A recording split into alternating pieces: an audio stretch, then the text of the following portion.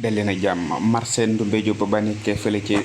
Diourbel la fa am doy na waar mu di lu toll ci 300 cantines yoo xam te ne jamono ji lii di ndox ma daal di koy nangu moonte de yëf yooyu mi ngi toll ci weer ak fukki fan ak juróom yoo nga xamante ni booba ba léegi ñoom ñooñu dëkk côté boobu ma ngay nekk ci ndox ma di jëlaañoo loolee nag ñoom ñooñu yuuxu nañ ci wàllu ci fépp xamante ne seen kàddu dal na fay jote waaye nag bul fàtte ni yëfe yemul foofu ndaxte dem na ba ci yeneen ci ay gox yoo xamante ni ña nga wër foofee nga xamante ni moo di ca marché ba naka noonu fee nga xamante ni moo di ci koñ bee di Cerno Kanji naka noonu kër gu mag kër Seex ak kër Baay Laay ak it ba tey ji ci kër Yelli foofee yëpp lii di ndox mi jamono ji ma nga fay xuus ak jàllaañoo moo tax it ñi nga xamante ne ñoo di waa FRAPP bu Jurbel ñoo def li nga xamante ne moo di ñaxtu boobu ci naan kat ñi nga woo ñi nga xamante ne ñoo di njiital ONAS ngir ñu daal di manque ndox moom nga xamante ne moo nekk ci marché boobee nga xamante ne moo di marché Ndoumbé Diop boobu te it la cee doy waar moo di ñi nga xamante ne ñoo di cantine yi ne foofu ku ci nekk weer wu ne ñoom ña ngay joxe lu toll ci 3500